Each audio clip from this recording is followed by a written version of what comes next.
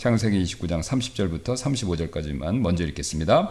이에 그가 라헬에게도 들어갔고 그가 또한 레아보다 라헬을 더 사랑하였으며 다른 7년을 여전히 라반과 함께 하며 숨겼더라.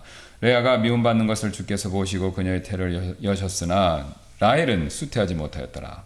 레아가 수태하여 아들을 낳고 그의 이름을 루벤이라 불렀더니 이는 그녀가 이르되 주께서 분명히 나의 괴로움을 보셨으니 이제는 내 남편이 나를 사랑하리로다 하였기 때문이더라. 그녀가 다시 수태하여 아들을 낳고 이르되 내가 미움받는 것을 주께서 들으셨으므로 내게 이 아들도 주셨도다 하고 그의 이름을 시므온이라 불렀더라. 그녀가 또 수태하여 아들을 낳고 이르되 내가 그에게 새 아들을 낳았기 때문에 이제 이번에는 내 남편이 나와 연합하리로다 하더라. 그러므로 그의 이름을 레위라 불렀더라. 그녀가 또 수태하여 아들을 낳고 또 그녀가 이르되 내가 이제는 주를 찬양하리로다 하더라. 그러므로 그녀가 그의 이름을 유다라 불렀고 낳는 것을 멈추었더라. 자, 우리 지금 방금 보셨던 것처럼 요 뒤에 제가 유인물 뒤에 보시면 또 감사하겠습니다. 여기 보시면 이제 레아, 비라, 실바, 레아, 라헬. 그러니까 이제 야곱의 실제로 이제 첩둘, 부인 둘. 예, 그래서 이제 4명이 12지파가 되는 아들들을 어떻게 낳았나 이게 순서에 따라 있는 건데 요걸 일단 좀 참고하시면서 보시면 되겠습니다. 자, 이제 야곱은 이제 결국 라반한테 속아서 그렇죠. 7년 고생했지만 레아하고 결혼할 수밖에 없었고 그 다음에 또 7년 고생한 다음에 드디어 자기가 사랑하는 라헬과 결혼하게 되었죠. 예. 그런데 이제 결혼했으면은 라헬하고 결혼했으면 야 이제 참 행복하고 복된 가정을 이루겠구나라고 했는데 안타깝게도 야곱은요 혼자 있었을 때보다 더 어려움을 많이 겪게 됐습니다. 그렇죠? 예. 왜 그렇습니까? 문제들이 수배로 막 증폭됐어요. 왜냐하면 자기가 좋아하지도 않았던 레아와 또 자기가 사랑하는 라헬과 함께 살아야 했기 때문에 그렇죠. 사실 그 야곱의 심정으로 딱 돌아가서 라헬을 보면 웃음이 나겠죠. 근데 레아를 보면 어떻게 했습니까? 화가 나겠죠. 예. 왜냐하면 7년 헛고생한 것도 있잖아요. 그죠? 그리고 거의 반강제로 속아서 떠넘기다시피 해서 부인으로 맞이한 거 아닙니까? 예. 그러니까 얼마나 화가 나겠어요, 사실은요. 그러니까 레아 그러면 라반. 그러니까 화가 증폭될 수밖에 없었을 겁니다. 예. 그 다음에 라반한테는 장인이고 외삼촌이니까 화를 못 내고 그럼 누구한테 했을까요? 레아한테 쏟아 부었겠죠. 예. 여기 이제 분명히 레아가 이런 얘기를 하지 않습니까? 레아가 미움받는 것을 주께서 보시고 그러니까 미움을 받은 거죠. 그러니까 미움받는 사람 여러 명한테 미움받았을 텐데 첫 번째 분명히 야곱이었겠죠. 그러니까 이제 자기 장인 라반한테는 화를 못 내고 그걸 레아한테 또 이렇게 쏟아 부었겠죠. 자, 당사자인 레아 역시 어떻겠습니까? 결혼 생활이 행복하기를 바랐지만 전혀 행복한 결혼 생활, 신혼 생활은 아니었다라는 거죠. 왜요?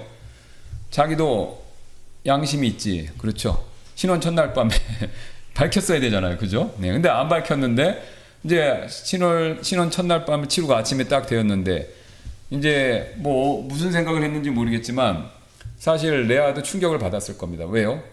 야곱이 아침이 돼서 동이 터서 자기 얼굴을 딱 봤을 때, 보라! 이것은 레아더라! 그러니까 얼마나 충격을 받았겠습니까? 예. 그냥 얼렁뚱땅 넘어가기를 바랬을 수도 있는데 자기 남편 야곱이 상상 외에 충격받는 모습을 보고 레아도 어떻게 했을까요? 아, 큰일 났다. 그죠? 아마 일종의 트라우마 아닌 트라우마가 생겼을 거예요. 예. 그러니까 자기 남편이 자기를 싫어하고 화내는 모습을 볼 때마다 자기 남편이 신혼 첫날 밤 아침에 자기를 보고 깜짝 놀래고 화를 내는 모습, 황당해하는 모습, 이게 막 떠올랐었을 수가 있겠죠. 예. 그러니까 그럴 때마다 자기 남편 보기가 어려웠을 겁니다. 아마. 반면 레아는 또 어땠을까요? 라헬은요. 라헬 역시 어떻죠? 속이 부글부글 끓었겠죠. 예. 언니가 사실 뭐 우리가 추정컨대 라헬이 신혼 첫날 밤을 치러야 될 때 아마 라반이 못 가게 막았겠죠. 어떻게든지. 그러면 이제 레아는 갔었을 때 뭐 입을 막거나 그러지 않았으니까 자기 언니가 밝혔어야 되는데 그 안 밝히는 걸 생각하면 어떻습니까? 라헬도 자기 언니가 미웠겠죠. 예. 그러니까 자기도 또한 자기 아버지가 이렇게 하는 일에 있어서 원하진 않았지만 또 아버지가 그렇게 반강제로 했기 때문에 어쩔 수가 없었습니다. 그 당시는요, 지난번에도 말씀드렸듯이 딸들은, 특히 여자들 가운데서 딸들은요, 재산으로 여겨졌어요. 가부장적인 사회였기 때문에. 그러니까 아무리 성경적인, 그러니까 물론 이스라엘이 생긴 뒤로부터는 그런 폐단이 많이 없었지만 지금은 이스라엘 민족이 생기기 직전이지 않습니까? 그러니까 완전 이교도 사회예요. 그럼 이교도 사회에서는 여자, 특히 딸들은 재산으로 여긴 거예요. 그러니까 집에서 일하고 노동력으로 생각한 거죠. 또 출산하고. 왜 농사를 지으려면 자식이 많아야 되지 않습니까? 그러니까 자식을 낳아야 되는, 또 출산해야 되고 가사노동도 해야 되는. 그러니까 재산으로 여겼기 때문에 딸을 시집 보낸다는 것은 집안에 있는 재산이나 경제력이 약화되는 걸 의미하죠. 그러니까 이제 지참금을 받는 거고. 그러니까 그런 사회였기 때문에 딸들이 지금같이 뭐 여권 신청 이런 거 말도 못하고 할 수 없습니다. 여러분, 지금도 이슬람 같은 경우는요, 그 딸들이, 자식이나 딸들이 이슬람을 버리고 개종하면 죽일 수 있다는 법 있는 거 아시죠? 그러니까 자기 자식인데도 이슬람을 안 믿고 기독교나 여타 종교로 하면요, 이슬람 법에 의하면 죽일 수 있는 권한이 있습니다. 그러니까 실제로 죽이잖아요. 그래서 문제가 되죠. 국제사회에서도. 그러니까 그 정도로 굉장히 가부장적인 사회죠. 그러니까 거기서 라헬이 어떻습니까? 할 말이 없는 거죠. 자기가 독립해서 살 수도 없는 거고, 그걸 용인하는 사회도 아니고. 그러니까 라헬도 어떻습니까? 할 수 없이 자기가 당했지만, 아버지의 또 그런 사회의 모습에, 관습에 당했지만, 역시 좋지는 않았겠죠. 속이 부글부글 끓는 그런 상태였겠죠. 그 다음에, 레아에 대해서도 엄청, 방금 말씀드렸던 것처럼 미워했었을 거. 그러니까 이제 집안에 이런 경쟁, 질투, 분노, 이런 게 막 굉장히 복잡한 상태였습니다. 자, 이러니까 이런 상태에서 아이들을 낳으면 이 문제가 해결될 것 같았는데 이미 잘 아시는 것처럼 문제는 점점 더 복잡해졌다라는 거죠. 여기 제가 제목을 뽑아봤는데 불을 끄는 그런 싸움이 벌어진 겁니다. 야곱의 집안에서. 자, 그래서 이제 그런 상태에서 31절, 29장 31절을 한번 보시면, 레아가 미움받는 것을 주께서 보시고 그녀의 태를 여셨으나 라헬은 수태하지 못하였더라. 레아가 수태하여 아들을 낳고 그의 이름을 루벤이라 불렀더니 이는 그녀가 이르되 주께서 분명히 나의 괴로움을 보셨으니 이제는 내 남편이 나를 사랑하려다 하였기 때문이더라. 이거 보시니까 어떻습니까? 이 레아의 처지가 그 자녀의 이름 짓는 것을 통해서 자신의 심경을 그대로 지금 고백하고 있죠. 그러니까 레아가 미움과 받는 것을 보시고 하나님이 태를 열어주셨는데, 레아는 또 이름을 루벤이라고 지었는데 하나님이 나의 괴로움을 보셨고 내 남편이 사랑할 것이다. 이 루벤이라는 뜻이 뭐냐면요, 보라 아들이다, 이런 뜻입니다. 근데 이제 요 보라 아들이라는 이름이 히브리어 말로는요, 소리가 비슷하게 나서 그가 나의 고통을 보셨도다. 이 말하고도 소리가 좀 비슷하다라는 거예요. 그러니까 이제 아들을 낳는데 그 아들을 낳게 하는 것이 하나님이 고통을 보고 나에게 아들을 주셨구나. 이제 이렇게 의미로 얘기했다라는 것이죠.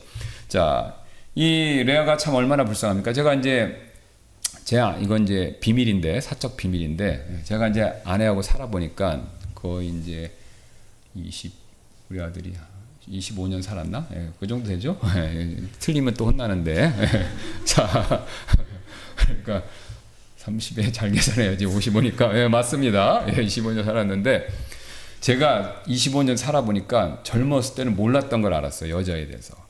여자는 확실히 남편의 사랑을 받아야 되는 게 맞다. 성경적으로 맞다. 그러니까 이게 남자들은 그런 심성이 없는데 여자분들은 그런 게 분명히 있더라고요. 그러니까 시집을 와서 남편을 의지하고 남편의 사랑을 받아야 여자는 그 본성적으로 그것으로 인해서 만족감도 느끼고 기쁨도 느끼고, 그리고 또 그게 채워지지 않으면 굉장히 힘들어하고, 그거를 제가 이렇게 같이 살아보니까 그것을 굉장히 많이 느낄 수 있더라고요.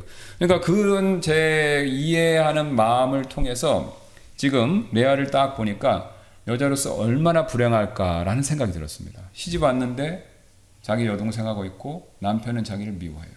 거들떠보지도 않는 거죠. 그러니까 여자로서 얼마나 불행하겠습니까? 그러니까 거기에 얼마나 자기가 남편 사랑을 받고 싶었으면 아들을 탁 낳는데, 1호 아들을 낳는데, 거기 남편이 나를 이제 그 아들을 통해서 사랑할 것이다. 이렇게 말할 정도로, 그렇게 이름을 지을 정도로 굉장히 남편에 대한 사랑, 이것이 갈급했다라는 것이죠. 자, 그러나 놀랍게도 여기서 굉장히 또 중요한 사실을 우리가 보게 되는데요. 하나님은요, 남편은 야곱 남편은 레아를 외면했지만요, 하나님은 외면하지 않으셨다라는 겁니다. 이게 굉장히 중요한 사실이죠. 여러분, 레아가 사실 이렇게 미움받는 거는 어떤 면에서는 자기가 뿌린 씨앗을 먹는 거지 않습니까? 예, 자기 응당한 대가지 않습니까? 어쨌든 자기가 아니라고 밝힐 수 있는데 안 밝혔잖아요. 속이는데 일조했잖아요. 그러니까 미움받는 게 사실 응당한 대가를 받고 분명히 타당한 일인데, 그래서 벌 받는 것이 맞지만 놀랍게도요, 하나님은 그런 잘못을 저질러서 응당 자신의 잘못에 대한 대가를 받는, 그것을 열매를 먹는 레아를 외면하지 않으시고 그녀와 함께 하시고 그녀에게 아들을 주셨다라는 겁니다. 첫 번째 아들을요. 하나님의 이런 은혜로운 모습, 이것은요, 창세기에 계속해서 나오고 있습니다. 우리 대표적인 예로 아브라함 생각해 보세요. 가나안 땅에 도착해서 기근이 나서 하나님께 여쭤보지 않고 이집트로 내려갔는데 어떻게 됐습니까? 하나님은 오히려 복을 주셨잖아요. 잘해서 복을 주신 것이 아니라 잘못했는데도 복을 주셨습니다. 그렇죠? 네. 그 뒤에도 하나님이 잘못했는데 벌을 주시는 것이 아니라 복 주시는 모습이 여러 번 나옵니다. 그러니까 우리 하나님께서는요, 은혜와 긍휼이 정말 풍성하신 분입니다. 우리 자녀들 길러보셔서 아시잖아요. 자녀가 잘못하면 부모님은 그 자녀들을 사랑하기 때문에 우리가 그 잘못을 바로잡아주기 위해서 즉시로 아니면 예방 차원에서 혼내죠.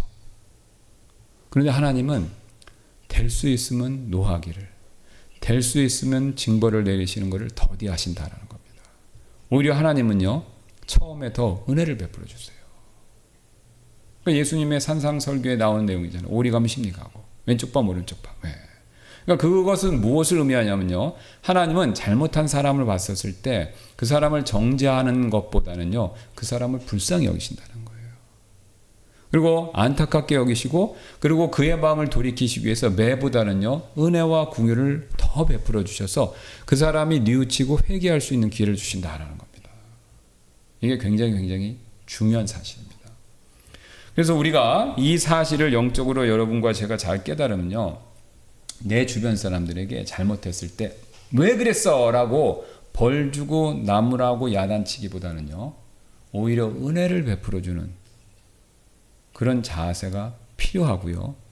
그게 더 장기적으로 봤을 때는 효과가 있습니다. 그러니까 원수 갚는 건 나한테 맡기라고 그러셨잖아요. 그죠? 원수가 줄이면 주라고 그러셨잖아요. 먹이고. 그렇죠? 예. 배고프면 또 그 원수애를 더 먹이고 입히라고 하나님께서 그렇게 말씀하시지 않습니까? 그러니까 더 은혜를 베풀어야 된다라는 겁니다. 그러니까 하나님이 원하시는 방법은 이거예요. 그리고 또 우리가 그 혜택, 수혜를 보고 있고요. 그러니까 저와 여러분이 하나님 앞에 잘못했을 때마다 엄한 부모님처럼 맨날 혼내면요, 저희들 이 자리에 있을 수 없습니다. 벌써 어디 건강이 나빠지거나, 그렇죠? 사고가 났거나, 경제적으로 어렵거나, 그렇죠? 예, 굉장히 힘들었을 건데 하나님은 그런 방법을 안 쓰신다는 겁니다. 오히려 은혜와 긍휼을 베풀어 주시는 거죠. 그러니까 우리 그리스도인들은 될 수 있으면 은혜와 긍휼을 베풀어 주는 사람이 되어야 된다라는 것을 엿볼 수 있죠. 그래서 하나님께서 분명히 레아에게 긍휼을 베푸셔서 그녀의 태를 여셨고, 그 다음에 하나만 줘도 되지만 네 아들을 주셨다는 겁니다. 예. 하나님은 오히려 연거푸. 왜요?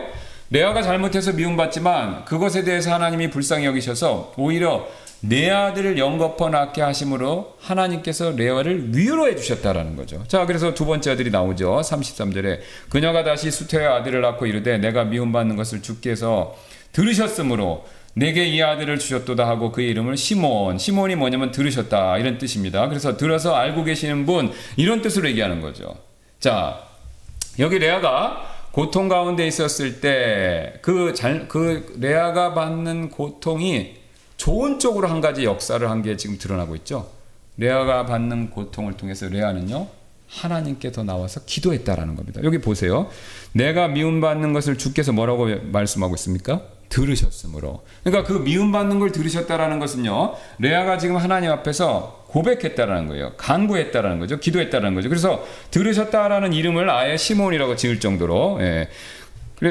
그 레아의 이런 마음이 사실은 어떻게 보면 사무엘기상 1장 10절에 나오는 한나의 마음과도 굉장히 비슷한 거죠. 사무엘기상 1장 10절에 이제 한나가 아들 달라고 이런 기도를 하지 않습니까? 그녀가 혼의 쓰라림 중에 주께 기도하고 통곡하였더라.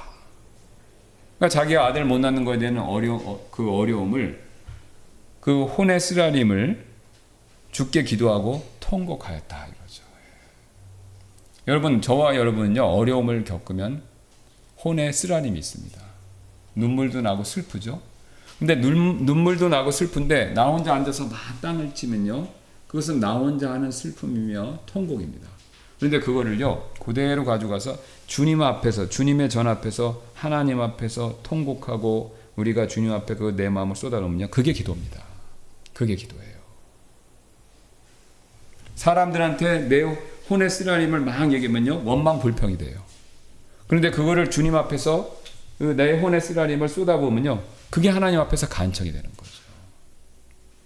대표적인 예가 있습니다. 이스라엘 백성들이 광야에서 마실 물, 먹을 고기가 없었지 않습니까? 근데 그 사람들은 원망 불평했어요. 근데 빵이 없고 물이 없는 거에 대한 그 하나님 앞에서의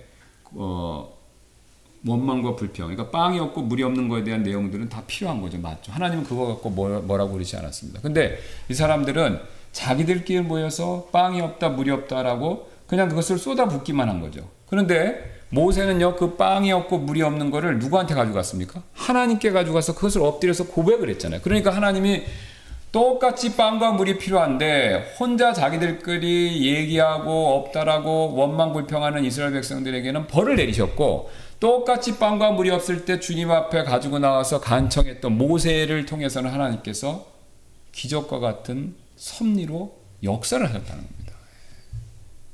문제가 있을 때 하나님께 가져가는 거, 이게 정말 참된 기도다라는 것을 보여주죠. 자, 레아는요, 자신의 깊은 괴로움을 야곱과 나눌 수가 없었죠. 예, 그러니까 누구한테 가져간 겁니까? 하나님께 가져간 거죠. 그래서 하나님께 가져가서 주님 앞에 그 모든 원천을 쏟아본 거죠. 여기서 첫 번째 원리, 우리가 중요한 내용을 볼 수 있는데, 자, 우리는 어떤 어려움이나 괴로움이 있을 때 그 누구보다도 하나님께 그런 문제를 가지고 나아가서 쏟아내야 해결책을 얻을 수 있다. 지금 우리 레아 역시 믿음의 조상 가운데 여자로서, 자매로서 한 사람으로 올라가고 있지 않습니까? 과거에 아브라함, 이삭, 야곱의 또 아내 가운데 한 명으로서 12조상의 12민족의 12지파의 조상을 낳을 수 있는 그런 아내 역할을 했지 않습니까? 그래서 믿음의 조상의 반열 가운데 레아가 들어갔는데, 이 들어갈 수 있었던 이유 중에 하나가 뭐냐면 바로 이 부분이다라는 거죠. 낙심과 좌절에 빠지지 않고 어려운 일이 있었을 때 하나님께 가지고 나갔다 이거죠. 자, 그래서 진정한 믿음이 무엇이냐라고 했었을 때 우리가 어려울 때 하나님께 가는 겁니다. 자, 거기 시편 말씀들을 한번 보겠습니다. 시편 37편 5절. 내 길을 주께 맡기고 또한 그분을 신뢰하라. 그리하면 그분께서 그것을 이루시리라. 내 짐을 주께 맡기라. 그리하면 그분께서 너를 붙드시리라. 그분께서 의로운 자가 흔들리는 것을 결코 허락하지 아니하시리라. 내 일들을 주께 맡기라. 그리하면 내 생각들이 굳게 서리라. 여기 보세요. 내 길, 내가 어떻게 해야 될지 모를 때 우리가 주님을 신뢰하고 의지하면요, 하나님께서 내가 가야 할 길들, 그것을 이루어 주신다라고 말씀하시죠. 또 내 짐을 주께 맡기면요, 하나님께서 그 짐으로 인해서 내가 무거워서 쓰러지려고 할 때 하나님께서 붙들어 주신다는 겁니다. 또 내 일들을 주께 맡기면요, 그 문제 복잡한 것들에 대해서 하나님께서 생각을 정리해 주시면서 내 생각들이 굳게 설 것이다. 세 가지 다 공통점이 있습니다. 주님께 맡겨야 된다. 자, 그것이죠. 이렇게 레아가 이제 주님께 맡기는 일을 하자 하나님께서 또 자식을 주셨어요. 34절입니다. 그녀가 또 수태의 아들을 낳고 이르되 내가 그에게 새 아들을 낳았기 때문에 이제 이번에는 내 남편이 나와 연합하리로다 하더라. 그러므로 그의 이름을 레위라 불렀더라. 셋째 아들을 낳았는데 이 셋째 아들이 레위란 이름으로 그 셋째 아들 이름을 지었죠. 레위라는 이름의 뜻이 뭐냐면 딱 이렇게 달라붙다, 이런 뜻입니다. 딱 달라붙다. 근데 그 딱 달라붙다라는 게 누가 딱 달라붙기를 원하고 있습니까? 남편이 자기한테 딱 달라붙기를 원하는 거죠. 자기는 원래 남편한테 가려고 그러는데 너무나도 먼 당신이잖아요. 그죠? 그러니까 이제는 이 세 번째 아들을 통해서 남편이 나한테 딱 이렇게 달라붙기를 원했던 거죠. 연합하리라. 그래서 이렇게 세 명의 아들을 낳고 마지막에는 남편이 나한테 딱 돌아오기를 엄청나게 바랬었는데 사실은 그렇게 되지 않았습니다. 예. 여전히 야곱은 관심이 없었죠. 예. 자, 여기서 레아가 한 가지 실수한 게 있었습니다. 뭡니까? 자식을 많이 낳아주면 남편이 자기를 다시 사랑해 줄 것이다. 이렇게 생각을 한 거죠. 그래서 그걸 희망으로 품고 세 번째 자식까지 낳았는데 그대로 이루어진 게 아니라는 거죠. 여기서 우리는요, 성경에서 말하는 굉장히 중요한 진리를 또 하나 배울 수 있는데, 진정한 사랑은요, 외적 조건에서 나오는 것이 아니라 내적 관계에서 나온다라는 사실이 되겠습니다.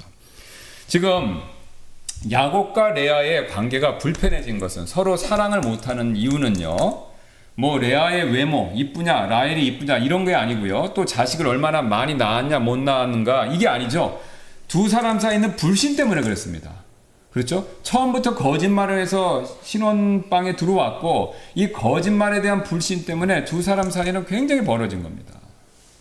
그러니까 이 두 사람 사이의 관계가 회복되려면요, 이 불신의 문제를 먼저 해결할 필요가 있었던 거죠. 근데 야곱의 신뢰를 잃었으니까 레아가 그 신뢰를 회복하는 방법으로 접근했어야 되는데 어떻게 했습니까? 그런 방법을 취하지 않고 자녀를 많이 낳으면 남편이 나를 좋아하겠지, 나와 딱 달라붙겠지, 이런 식으로 그의 사랑을 받을 수 있겠지라고 생각했는데 사실은 그게 효과가 없었다라는 겁니다. 지금 야곱의 집안에 있어서 본질적인, 아주 굉장히 고질적인 문제가 있었는데요, 지금 현재 야곱의 집안에 있어서 그게 뭐냐면 신뢰 문제였습니다. 신뢰. 지금 이 가정은요, 신뢰, 불신으로부터 시작된 가족인 거예요. 예. 지금 보세요. 야곱도 왜 지금 야곱이 이렇게 하란에 와 있어서 고생 아닌 고생을 하고 있습니까? 자기 아버지하고 형과의 신뢰관계가 깨졌잖아요. 그냥 도망치듯 나와서 여기서 지금 라반 밑에서 집에서 이렇게 생활하고 있는 거지 않습니까? 그러니까 자기도 신뢰를 잃어서 여기 있는 거고, 그 다음에 자기 외삼촌 라반하고도 자신과의 관계에 있어서 신뢰가 깨진 거고, 그 다음에 또 더 나가서 레아하고도 관계에 있어서 신뢰가 깨진 거죠. 그러니까 이 전부 레아하고 라헬 사이도 마찬가지고요. 전부 이 야곱의 집안 안에서는요, 신뢰관계가 다 무너진 거예요. 그러니까 신뢰관계가 무너지니까 그 다음에 사랑과 서로 의지하고 화평의 관계, 이런 복들이 생길 수가 없었던 겁니다. 오히려 반대로 정상적인 가정에서는 겪지 않아도 되는 그런 불필요한 고통과 어려움을 크게 굉장히 그것을 많이 겪고 있다라는 것이죠. 자, 우리도 마찬가지입니다. 아무리 부부간이지만요, 서로 사람 대 사람이기 때문에 신뢰관계가 있으셔야 돼요. 그렇죠? 남편을 못 믿고 아내를 못 믿으면요, 둘이 같이 살고 한 입을 덮고 살아도요, 남 같습니다. 그렇지 않습니까? 여러분 뭐 제가 굳이 말씀 안 드려도 드라마 주제잖아요. 그렇죠? 선남선녀가 훌륭하지만 서로 신뢰가 없으면요, 말도 안 하고 좀 냉담한 말이, 필요한 말만 하고, 아니면 더 심해지면 문자로 서로 얘기하고. 그게 사실 행복하고 복된 가정의 모습은 아니다라는 거죠. 그럼 왜 그런 모습이 생깁니까? 신뢰감이 부족한 거예요. 신뢰. 오늘 야곱의 집안이 엉망진창이 된 게 이 신뢰감의 부족입니다. 그러니까 우리가 좀 더 부부가 가정이 화평하고 화목하려면요, 이 신뢰, 상호 신뢰, 이걸 회복시키셔야 돼요. 왜 남편이 언제부터 나에 대한 신뢰를 잃었는가? 왜 아내가 남편에 대한 또 신뢰를 잃었는가? 이 문제부터 우리가 짚고 넘어가야 된다는 거죠. 사실 라반으로 인해서 생긴 문제이지만, 만약에 레아가 더 큰 믿음을 가졌다면요, 성경에 나와 있지는 않는데 정말로 훌륭한 믿음을 가졌다면요, 자기가 잘못한 거, 속이는데 동참한 거, 이거 인정하고 회개하는 모습이 나왔어야 된다는 거죠. 그렇죠? 잘못했으니까 용서해 주시고, 내가 그때 아빠가 시키는 거기 때문에 어쩔 수 없었어요. 우리 아빠 아시잖아요. 그렇게 얘기하고, 그죠? 그러면 야곱이 분노가 누그러졌겠죠. 그러나 지금 레아는요, 그런 모습을 보이지 않고 그냥 자식만 많이 낳아서 남편의 마음을 돌리겠다 이런데, 이게 해결이 안 되는 겁니다. 이건 마치 뭐냐면요, 돈 많이 벌면 부부 사이가 좋아지는 것 같고, 그죠? 그 다음에 아내 입장에서는 남편 좋아하는 음식 많이 해주면은, 뭐 남편이 원하는 대로 많이 해주면 남편 사랑 받을 것 같고, 그런 것 같은데 실제 부부 생활은 그렇지 않다는 겁니다. 가정 생활은. 신뢰를 회복하셔야 된다는 거죠. 여러분, 이건 교회에서도 똑같습니다. 우리 교회도 영적인 가족이지 않습니까? 아버지 하나님을, 우리가 하나님을 아버지로 모시는, 우리 다 지체고 형제 자매잖아요. 그러니까 우리 교회에서도 똑같아요. 우리가 성도 간에 서로 신뢰가 있으셔야 돼요. 저와 목회자와 또 우리 성도분 간에 신뢰가 있어야 되고, 형제 자매들 간에도 신뢰가 있으셔야 돼요. 저 목사님은 항상 뭔가 딴속이 있으신 것 같아요. 이렇게 생각하면 어렵죠. 또 저 성도분도 항상 꿍꿍이가 있으신 것 같아요. 이렇게 의심하면 또 어렵죠. 또 성도 간에도 저 성도님은, 저 형제님은, 자매님은 뭔가 항상 뭘 숨기는 것 같아. 그렇게 생각하면 어렵습니다. 물론 사적인 걸 막 너무 많이 얘기해갖고, 그리고 곤란한 그런 일을 겪으시라 이런 뜻이 아니라 상대를 믿고 의지하고, 그래서 우리가 서로 신뢰하는 마음을 가질 수 있어야 된다는 거죠. 그러면 여러분 상당한 오해가 풀립니다. 그리고 상당 부분 사실 더 우리가 생각했던 것 이상으로 가까워진다는 거죠. 오늘 야곱의 가정을 통해서 우리가 하나님 보여주시는 내용 중에 하나죠. 상호 신뢰감을 회복하라. 성경에 빌립보서 4장 8절에 이런 말씀이 있죠. 끝으로 형제들아 무엇이든지 진실하며 무엇이든지 정직하며, 보세요, 무엇이든지 의로우며 무엇이든지 순결하며 무엇이든지 사랑스러우며 무엇이든지 좋은 평판이 있으며 만일 무슨 덕이 있거나 만일 무슨 칭찬이 있거든 이것들을 깊이 생각하라. 여러분, 제가 이렇게 목회하면서요, 이렇게 말씀하시는 분들 많아요. 이런 얘기하면요, 목사님 그거 도덕 아니에요? 그래요. 세상 사람 눈에 봤을 땐 도덕인데요, 이게 뭐냐면요, 이게 다 하나님의 성품입니다. 하나님이 이러신 분이에요. 그러니까 우리도, 인간도요, 사람도 그런 이렇게 행동하시는 이런 마음을 가지고 계시는 하나님의 성품, 이것을 본따 만들어진 존재가 우리 인간입니다. 그러니까 우리가 하나님처럼 진실하고 하나님처럼 정직하고 하나님처럼 의롭고 하나님처럼 순결하고 하나님처럼 사랑이라면요, 사실 우리가 그것을 통해서 많은 영적인 복을 누릴 수 있습니다. 그러니까 여러분, 가장 올바른 성품을 추구할 때요, 그게 가장 큰 축복이 되고 특별히 가정과 교회에서 그게 가장 큰 복이 된다는 거죠. 아주 이해하기 쉽게 말씀드리면요, 가장 도덕적인 사람이 가장 복받은 사람입니다. 왜요? 이 세상은요, 가장 도덕적인, 제가 그냥 아주 이해하기 쉽게 그냥 말씀드리는 겁니다. 이 세상은요, 가장 도덕적인 신인 하나님이 다스리는 세상이기 때문에 그래요. 그래서 하나님은요, 가장 도덕적인 사람 편에 쓰시는 거예요. 제가 말씀드리는 가장 도덕적이라는 건 율법주의를 말하는 것이 아닙니다. 앞에서 이미 설명드렸듯이 은혜와 긍휼을 베풀어 주시는, 사랑이 넘치시는 그런 하나님, 그리고 그런 하나님이 다스리시는 세상인 거예요. 그래서 우리가 그런 자세, 태도, 마음가짐을 가질 때 처음에는 우리가 어려움을 더 겪고 고생하는 것 같고 쓸데없는 짓을 하는 것 같지만 결국은 하나님이 그런 사람의 편을 들어주신다는 겁니다. 여러분, 사탄이 승리할 것 같고 악인이 번성하는 것 같지만요, 절대 그렇지 않습니다. 하나님이 계시는 한 그런 일은 영구히 지속되는 게 아니에요. 우리가 이걸 믿어야 됩니다. 이거에 대한 확신이 있어야 돼요.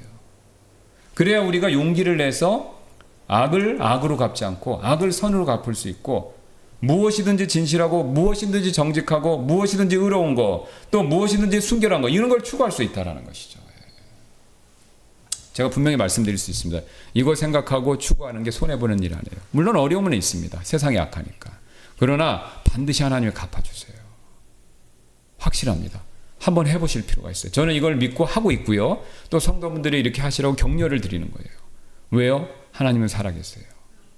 하나님은 이 방법으로 역사하는 사람 편을 드시는 거예요. 야곱의 가족이 이걸 깨닫고 좀 더 일찍 했으면요, 야곱의 가족의 문제가 싹 바뀌었을 겁니다. 근데 야곱의 가족은요, 우리랑 똑같습니다. 아니, 어떤 면에서 우리보다 더 심하죠. 이런 문제에 대해서 이교도적인 방법, 아니면 세상적인 방법, 우리가 하는 그냥 육신적인 방법, 이런 방법을 따라갔으니까 문제가 더 증폭됐다라는 거죠. 자, 그 다음에 또 하나님이 은혜를 계속해서 베풀어 주셔서 이제 네 번째, 유다를 또 낳았죠. 찬양. 또 그녀가 또 수태하여 아들을 낳고, 또 그녀가 이르되 내가 이제는 주를 찬양하리로다 하더라. 그러므로 그녀가 그 이름을 유다라 불렀고 낳는 것을 멈추었더라. 자, 지금 레위까지, 이제 하나님께서 이제 내가 3명까지 낳았으면은 내 남편이 나를 향해서 마음이 움직이거나 돌이켰을 텐데 그게 아니라는 게 드러났죠. 그러니까 레아의 마음이요, 굉장히 신기합니다. 남편에서요, 지금 이 유다 시점부터 하나님을 바뀌었어요. 그전에는 하나님이 아이를 낳게 해주셨다. 또 하나님이 들어주셨다. 그 다음에 또 하나님이 역사하셔서 내 남편과 내가 연합될 것이다. 이렇게 남편 중심의 생각을 가졌는데요. 이제 하나님께 그 마음이 반대로 남편에서 하나님으로 바뀌면서 하나님을 찬양하는 그런 이름을 지어줬다라는 것이죠. 예. 그래서 히브리어로 이제 찬양이라 이런 이름이 되는데요. 반면에 이게 레아가 지금 하나님께 복을 받아서, 그러니까 이제 레아는 이 과정을 통해서 신앙이 성숙된 거죠. 이런 과정을 통해서 성숙되는 과정을 겪었는데 라헬은 반대로 가고 있습니다. 질투가 막 하늘을 향해서 막 치솟고 있는 거죠. 예. 그래서 라헬이 30장 1절에 이렇게 얘기하죠. 라헬이 자기가 야곱에게 자녀를 낳지 못하는 것을 보고 라헬은 자기 언니를 시기하여 야곱에게 이르되 내게 자녀를 달라, 그렇지 않으면 내가 죽겠노라 하더라. 이것도 얼마나 비극입니까? 자식 못 낳으면 자기 죽겠다는 거예요. 근데 그게 남편에 대한 의무, 또 뭐 아내로서의 책임감, 어머니로서의 책임감, 이런 게 아니죠. 뭡니까? 자기 언니를 시기하여. 이 시기심에서 나온 겁니다. 이거 얼마나 불행합니까, 사실. 네. 자, 그러자 야곱이 30장 2절에 이렇게 얘기하죠. 야곱의 분노가 라헬을 향해 타올라서 그가 이르기를 당신이 태 열매를 맺지 못하도록 막으신 하나님을 내가 대신하겠느냐 하더라. 저는 이제 부드럽게 얘기하지만 화를 내면서 얘기했겠죠. 그렇겠죠. 그건 내가 할 수 있는 영역이 아니다. 하나님이 이렇게 막으신 거다. 근데 사실 가만 보니까 하나님이 막으실만 하죠. 왜 그렇습니까? 지금 시기심이 엄청 지금 강한데 막 자녀를 레아만큼 줘보세요. 그러면 시기심이 어떻게 됐어요? 막 더 커지겠죠. 근데 하나님이 그걸 아시고 이 라헬의 시기심을 빼기 위해서 안 주시는 겁니다. 시기심을 가라앉히시는 거죠. 그러니까 야곱이 그걸 알았는지 몰랐는지 내가 그걸 어떻게 하겠느냐라고 하면서 오히려 화를 내버린 거죠. 예. 그렇다고 야곱이 뭐 어떻게 해줄 수 있는 것도 아니고, 그러니까 이제 야곱 자체도 골치 아팠겠죠. 자, 그랬을 때 이제 안타까운 방법을 또 씁니다. 라헬이 30장 3절. 그녀가 이르되 내 여종 비라를 보라. 내 여종 비라를 보라. 그녀에게로 들어가라. 그녀가 내 무릎 위에 자녀를 낳아 주리니 그리하면 나도 그녀에 의해 자녀를 얻겠노라 하더라. 그녀가 자기 여종 비라를 그 남편에게 아내로 주니 야곱이 그녀에게로 들어갔더라. 비라가 수태하 야곱에게 아들을 낳았더라. 라헬이 이르되 하나님께서 나를 판단하시고 또 내 목소리를 들으셔서 내게 아들을 주셨다 하더라. 그러므로 그의 이름을 단이라 불렀더라. 지금 라헬이 그냥 극도의 시기심에 안절부절, 예, 뭐 우울증이 왔을 수도 있을 겁니다. 그러니까 너무 궁지에 몰렸잖아요. 그러니까 어떤 방법을 썼습니까? 또 과거에 아브라함이 썼던 방법, 정확하게 해선 사라가 썼던 방법으로 돌아간 거죠. 이게 또 관습이죠. 대리모. 그 당시 일반적이었습니다. 바벨론 문헌이 발견됐는데요. 거기에 결혼과 관련된 법의 내용이 나오는데 뭐냐면 아내가 만약에 아들을 낳아주지 못하면, 자녀를 낳아주지 못하면 대리모를 제공한다라는 조건이 있다고 합니다. 그러니까 그 당시 시가서 애를 못 낳으면요, 대리모를 대신 여자가 제공해줘야 돼요. 그러니까 주로 이제 종이겠죠, 여종. 그러니까 그런 문화에 따라서 행동한 겁니다. 그러니까 라헬이 하나님께 기도하고 엎드린 게 아니라 사라가 했던 방법과 똑같이 한 거예요. 근데 이제 사라보다 더 복잡해졌죠. 왜요? 레아가 같이 있으니까. 그러니까 이 대리모의 관습을 또 사용하기 시작한 거예요. 근데 이제 야곱의 집안의 문제가 더 꼬이기 시작하지 않습니까? 자, 여기서 세 번째 원리를 한번 보도록 하겠습니다. 남편들이 가정에서 성경적 리더십을 제대로 발휘하지 못했을 때 가정의 문제는 더욱더 복잡해질 수가 있다. 분명히 아시는 것처럼 성경에서는 남편이 가정의 머리지 않습니까? 예, 그래서 가정을 잘 이끌어야 된다. 그런데 오늘 야곱은요, 그런 모습을 못 보여줬어요. 지금 가정에서 굉장히 수동적인 역할을, 수동적으로 모든 일을 처리하는 모습을 보여주고 있죠. 그 첫 번째 근거가 뭐냐? 신기하게도요, 성경에서는요, 자녀를 낳으면 아버지가 이름을 짓습니다. 근데 야곱은요, 전부 어머니들이 짓고 있어요. 라헬, 레아가 다 이름을 짓는 거예요. 그 야곱이 왜 이름 짓는 걸 내버리는지 모르겠어요. 딱 한 사람이, 12아들 중에서 한 사람만 이름을 짓죠. 베냐민. 나머지는 다 레아, 라헬이 짓도록 내버려뒀습니다. 그러니까 아버지로서, 남편으로서 지금 자신의 그 리더십을 행사를 안 한 거죠. 그 다음에 야곱은요, 레아하고 라헬이 각각 비라하고 실바까지 자신의 첩으로 줄 때 이것을요, 막지를 안 했다라는 거죠. 분명히 야곱은요, 자기 할아버지 아브라함이 할머니 사라의 얘기를 듣고 하가를 얻어서 이스마엘 생겨서 문제가 생겼다는 것을 알았을 거예요. 분명히. 예, 분명히 알고 있었겠죠. 집안 내력인데. 그런데도 어떻게 하고 있습니까? 그거를 막지 않고 똑같은 일을 그대로 시행하고 있는 거죠. 예. 그러니까 그 결과 어떻게 됐습니까? 문제가 더 복잡해지고 그 다음에 나중에 자식들까지 갈등이 증대되고 그 결과 어떻게 됐습니까? 야곱이 가장 사랑하는 자녀 중에 한 명이었던 베냐민이라고 요셉이죠. 그 요셉을 다른 형제들이 죽이려고 하는 그런 비극으로 이어진 거죠. 예. 자, 이처럼 남편이 좀 적극적으로 나서서 이 가정을 이끌어야 되는데 그렇지 못하면요 여러 가지 문제가 생길 수가 있습니다. 왜 그러냐면요 하나님께서요 이게 순서를 다 정해놓으셨습니다. 그러니까 남편이 중심이 돼서 리더십을 잘 행사를 해야 그 가정이 원만한 가정이 된다라는 거죠. 또 어머니가 중심이 돼서 해야 될 게 있어요. 자녀를 가르치는 문제에 있어서는 또 어머니가 리더십을 행사하는 부분이 있어요. 그러나 어머니하고 그러니까 아내하고 아이들에 대한 리더십은 남편한테 있는 거죠.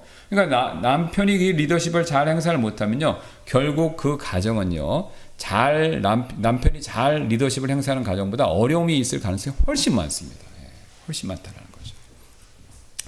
왜냐하면 하나님이 정해놓으신 기준에서 멀어졌기 때문에 그렇다라는 것이죠. 자, 이런 가정의 리더십의 부재가 또 문제를 일으켰고 그 다음에 결국 비라는요 야곱에게 두 아들을 낳았는데 역시 이 두 아들을 낳은 이름을 통해서 라헬의 심정 이것을 많은 것들을 보여주고 있죠. 예, 바로 하나님이 나를 판단하시고 내 몫을 들으셔서 내게 아들을 주셨다. 이제 이렇게 얘기를 하고 있습니다. 그리고 그다음에 그 뒤로 이제 7절 8절 보시면 라헬의 여종 비라가 다시 수태의 둘째 아들을 야곱에게 낳았더라. 라헬에 이르되 내가 내 언니와 큰 싸움을 싸워 이겼다 하고 그의 이름을 납달리라 불렀더라. 여러분 지금 아이를 낳았는데요. 그게 축하할 일이고 기쁜 일이 아니라 뭡니까? 언니하고 싸워서 이겼다고 납달리라고 지었습니다. 예. 굉장히 비극이죠. 예. 자식 낳기 싸움이 붙은 겁니다. 예.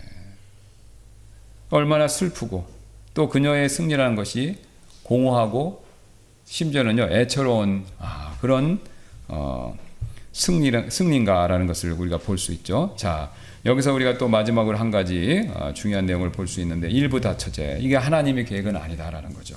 이 내용은 우리가 그 유인물 나눠드린 거 한번 집에 가서 보시고 다음 시간이 되었기 때문에 이어서 살펴보는 시간 갖도록 하겠습니다. 오늘은 시간이 되었기 때문에 여기서 마치고 기도하고 마치고 우리가 일부 다처제에 대한 내용은 또 이어서 다음 시간에 살펴보도록 하겠습니다. 다 같이 기도하겠습니다.